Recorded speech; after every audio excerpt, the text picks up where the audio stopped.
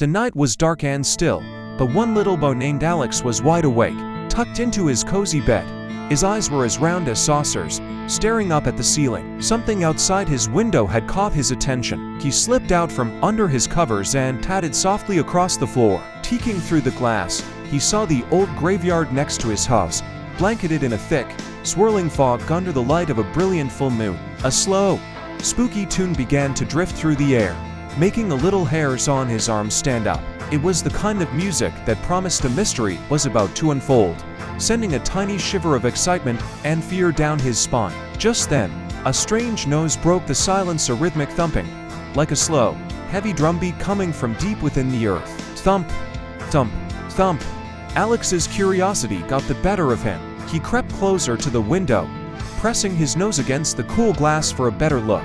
The fog was so thick it was like a ghostly white sea, but through the shifting mists, he could just make out the old, leaning tombstones. They seemed to be glowing with a faint, eerie light, pulsing softly in time with the mysterious thumping sound. His heart started to beat a little faster as the suspense grew, wondering what could possibly be making that sound in the middle of the night. Suddenly, with a great groan of earth and a crackle of energy, the ground began to tremble. Dozens of hands burst through the soil, followed by heads and shoulders, as zombies clawed their way up from their graves.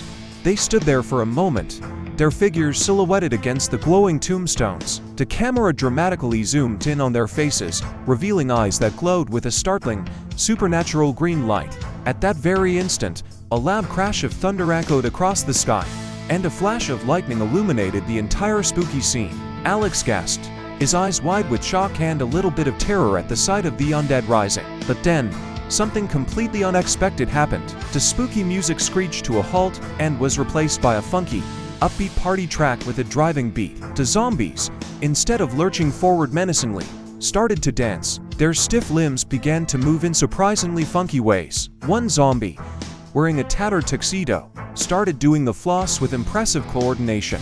Another, in a frilly old dress, attempted a graceful ballet spin but wobbled and fell over with a comical thud. A tiny zombie, no bigger than a garden gnome, executed a perfect robot dance, its little arms and legs locking into place with each beat of the music.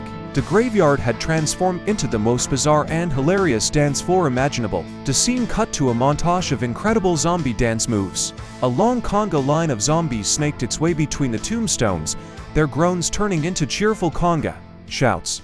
A particularly athletic zombie spun on his head like a breakdancer, his tattered clothes whipping around him. Two zombies in old-fashioned bonnets were trying their best to do the Macarena, mixing up the arm movements and laughing. At the center of it all, a zombie DJ, wearing oversized headphones, stood behind a massive tombstone, scratching on an old vinyl record. From his window, Alex watched the whole spectacle, his fear completely forgotten. He started laughing and began to copy their silly dance moves, wiggling his arms and shoulders. The zombies on the dance floor noticed him, and instead of being scary, they pointed and cheered him on. Seeing his enthusiastic audience, the zombies formed a large, welcoming circle, leaving an open space and beckoning for him to join their party. They waved their arms, inviting him to be the star of the show.